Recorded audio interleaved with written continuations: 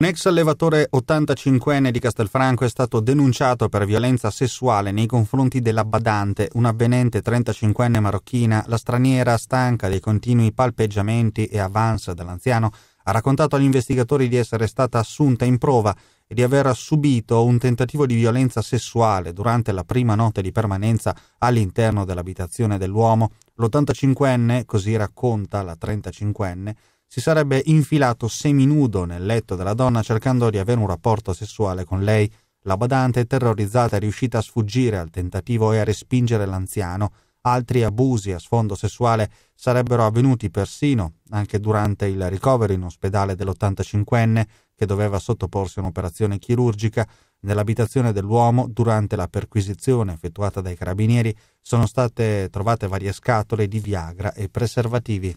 Dopo numerose molestie, la donna, una giovane marocchina 35enne, ha deciso di denunciare le violenze patite al termine delle indagini. Abbiamo denunciato l'80enne, l'arzillo 80enne, per aver molestato la sua badante di origine marocchina con palpeggiamenti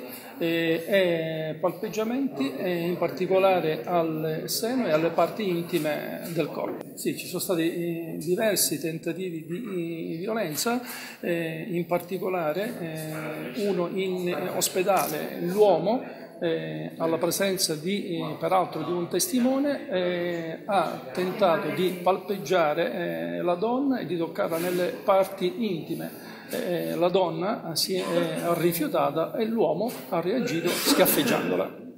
La donna, dopo le violenze sessuali subite, ha denunciato il fatto ai carabinieri, ha dovuto necessariamente lasciare l'abitazione e adesso si trova ospite da suoi amici senza lavoro.